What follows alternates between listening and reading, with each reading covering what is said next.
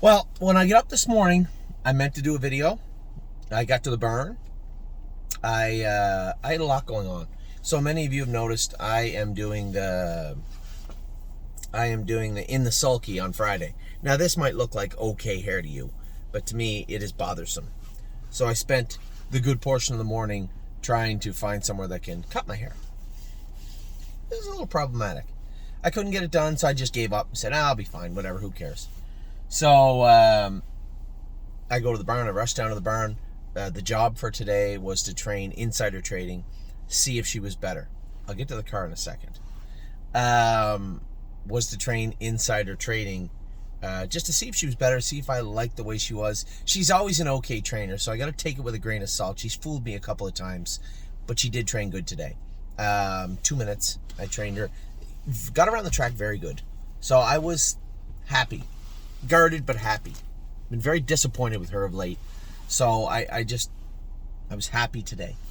I just went a quarter of a mile with 3-point, and you can't train 3-point blue chip by himself. He just won't train. He pulls up and dogs it and won't go, and you just got to leave him alone. So I went a quarter of a mile with him. Hobbles are all set for Drebin and 3-point blue chip. Everything is good for those two horses for tomorrow night. So good luck to all my partners tomorrow night with them. Now, onto the car. By car, you may see that this is not my car. I started today in my car. Got through most of the day. All the way up to the first part of the afternoon in my car. Amy called me. Answer the phone. Driving down the road. There's a big tire tread right in the middle of the road. This car's there. I move over a little bit. I still hit it. It hits the bottom of my car, but it's a tire tread. It's not a tissue. I've always had bad luck, right? I'm looked down. None of the lights are on. None of the lights are on. I said, oh, good. Almost instantly when I let my guard down, the dash lights up like a Christmas tree. I can smell oil burning. Oh, my God. Now I'm right at the Wexford exit. I get off the Wexford exit. The car is smoking a little bit. Not the front, but like underneath. I can smell it. I pull in right at Wexford. There's a Starbucks there. I pull in. I turn the car off. I get out. There's oil on the ground. It's dripping. There was oil all over the car, all over the back, like where the trunk, where I lift up my trunk. There's oil on the back. You see it on the car. I'm like, oh my God. So I'm late. I'm not late, but I'm about to be late. I call an Uber to take me to the Meadows. It's about 35 minutes from Wexford to the Meadows. For those of you who know the area.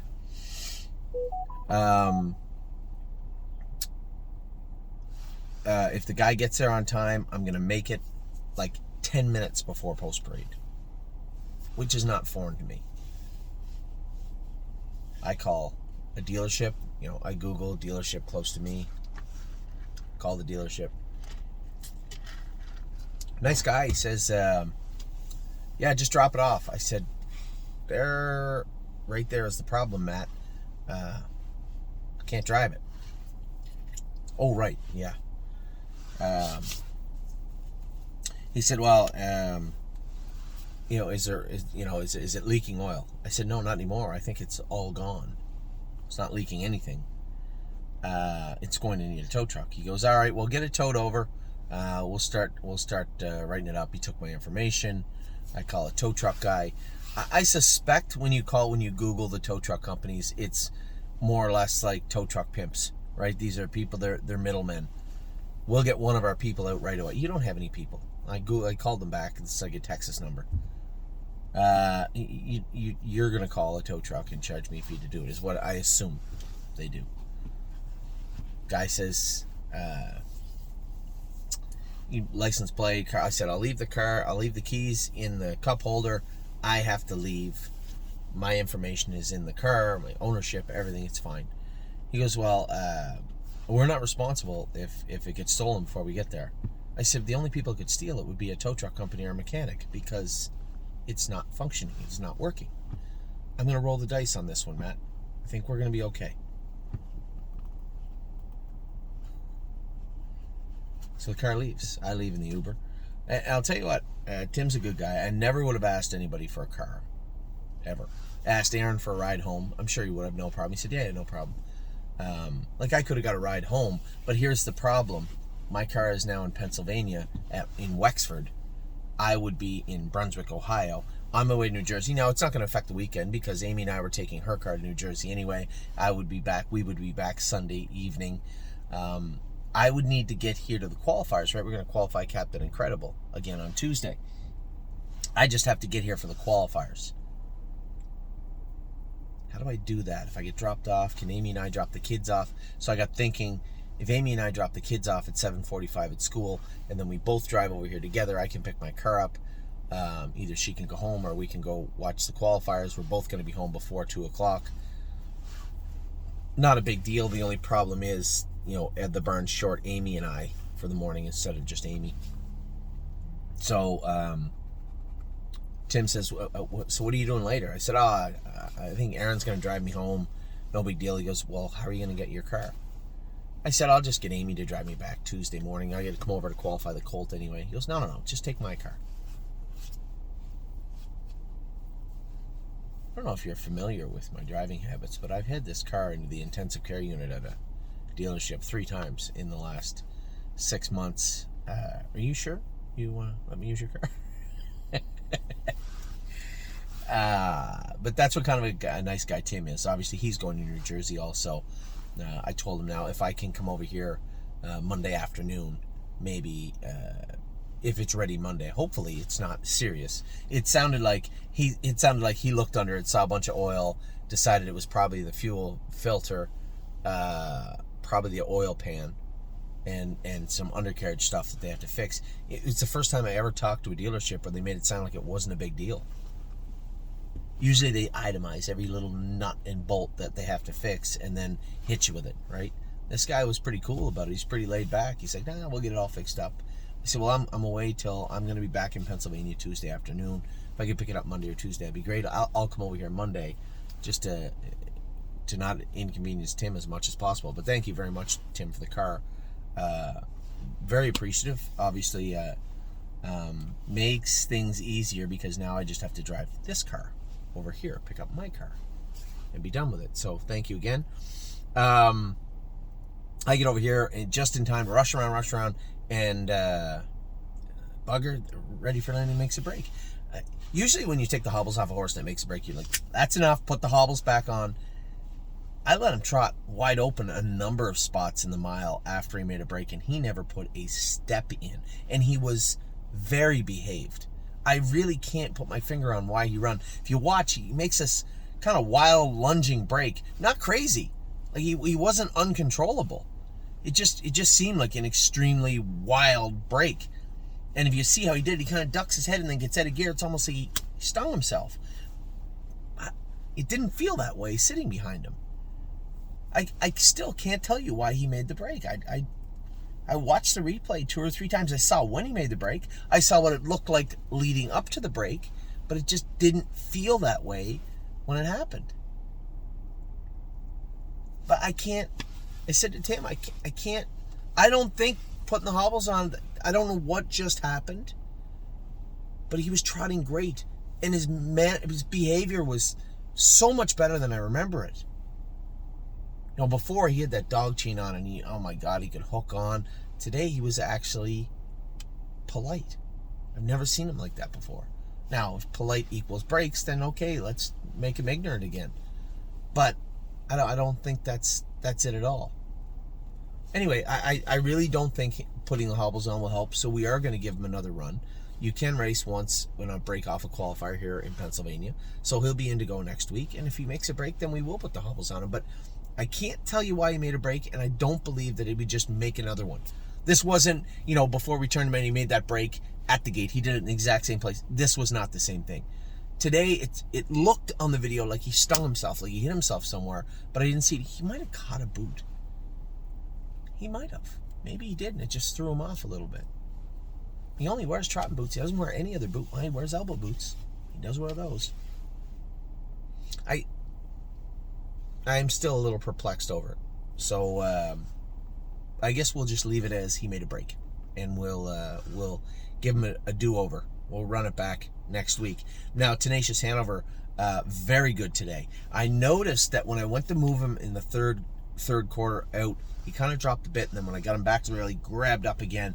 He's one of those little cowardly horse. He's a nice horse. He's fast, but likes to be doubled up, likes to be in a tight spot. And it couldn't get any tighter than it was when I zipped. When I came through that hole, Jeremy was too wide. Jack did not drop down to the passing lane, but in fairness to Jack, he's not supposed to. You're not allowed to hog the passing lane if you have no trot or pace in this case. And as I started through that hole, there was that much room. There was enough room to put your legs up through there. Jeremy moved over a bit. Jack moved over a bit. Boom. He shot right through and was charging going through the wire. So a little mental note next time. Wherever you land, don't be underway in the third quarter. Last week also in the third quarter, I had to empty him out a little bit, catching a helmet and staying on a helmet. Then on the last turn, he swelled up like he was going to come 100. And then when I moved him, he did hang. He didn't bounce forward. So I think that little race car that we bought is in there. Now, 55 is not 51. But he was good today. You know, he's got that old bone bruise that bothers him, left hind ankle. Tim's got a handle on it. Whatever he did this week, obviously the horse was perfect. So I know, Johnny, I had missed it. The Now-Winners of 2 series that started at Northfield. Here's my take. Want to keep him off a half-mile track. Tim is obviously knows exactly how to manage this horse. Let's just leave him here, right? As I said to Johnny, it doesn't have to be this fast thing. Sure, we all want to get our money out quickly. We all want to get our money out quickly when it comes to the horses, right? We want to buy them, win everything, and then, you know, now we have the horse. But sometimes there is going to be a little bit of a slow burn. Horse race good today. You know it. I know it. 55, his own last half had to be 56 and a piece. He looked good finishing up his mile. For a horse that had no racing room until well into the last eighth of the mile and still come 28-1, his last eighth would have been a solid 27-second speed for sure. He finished up very, very good. Chime Bell did what she could, and to be honest, that's kind of why she's in the sale, right? Saratoga, she would kill. Actually, Megan just sent me a message, said the numbers are 2 but 4 is really cheap at Yonkers. She'd fit that like a glove. The problem is, then what? Now we're just shipping her to race in one race, win it, and then we're in trouble. If we buy her back on Monday, and I don't want anybody, I know a lot of people every time says, what's a reserve? What's a reserve? Most of these horses, fair market, right? If it dips into a seller's price, fine. We're not going to take a beating. This isn't going to be a fire sale type situation, but it is going to be the low end of fair market, right? This is not the best timing to be selling, but the problem is, you look at Stay Close. Why is he in the sale? I don't know. He's off 2.5 weeks. They've asked to race him in the Open. I said, no, absolutely not. Not racing him just to race him. We've done that enough. And we're trying to get away from that as in a general sense anyway. So if you can't fill a class for Stay Close, fine. I'll let somebody fill a class for him somewhere else. Drebin, we just had a bunch of horses kind of tramping on one another. But Drebin's a horse that we're not giving away. We're going to have to get minimum fair market price for him. I suspect he's going to race very, very good in Dayton tomorrow evening also. We still have Texong Soprano coming up tonight. A lot going on tomorrow. I talked briefly with Jeremy Inhofe about Rock Shining Star marching forth. Serious Dragon. I talked to Jack.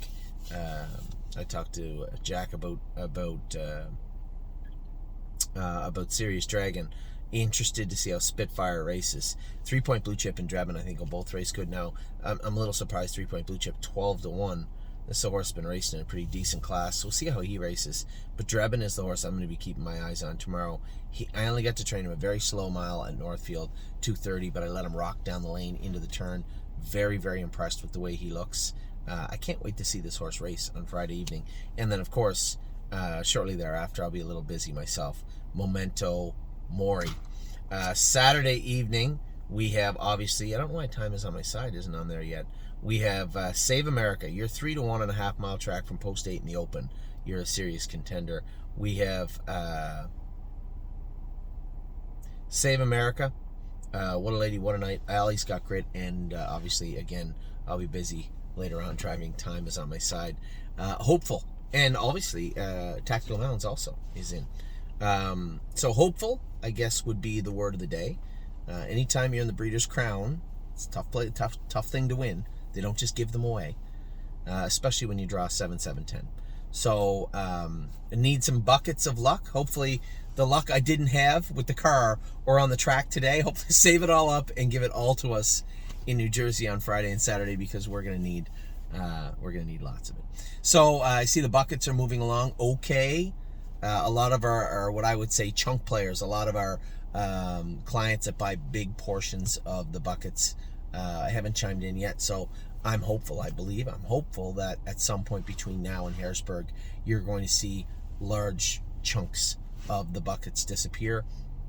So if you're out there just watching, I don't think you have anything to be concerned about yet. There's 70, 80 shares, 90 shares, and plenty of them. But as we get closer to Harrisburg, keep in mind, if you're out there saying, Anthony, I'm just going to watch and see what you get done, no problem whatsoever.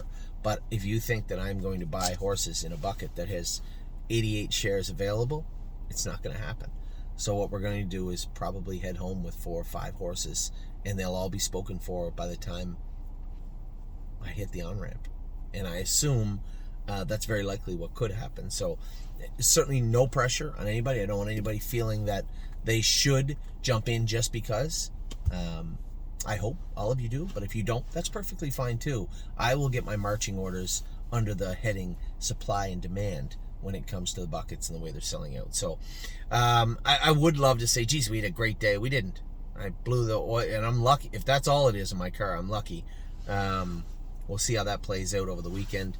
Super thanks to, gigantic thanks to Tim for letting me use his vehicle. I truly appreciate it. Ready for landing. I just turned the page. I was obviously disappointed with the break, but leading up to the break and after the break, really impressed with the way he behaved today. Tenacious Hanover was awesome, and Chime Bell did everything she could. So that is where we are at.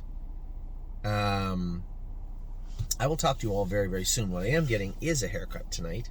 That's why I'm sitting here rather than driving. I'm going to get a haircut tonight because this appears to be the only place I can get one. That's the way it is. So, take care. I will see all of you. Hopefully, I'll see lots of you in New Jersey. If not, you will see me in New Jersey. I will talk to you all very soon. Have a wonderful... Oh, tomorrow is Friday. Maybe we'll get a head start in the videos. No, we'll do them Saturday in New Jersey. Have a wonderful weekend. I will talk to you all very soon. Take care.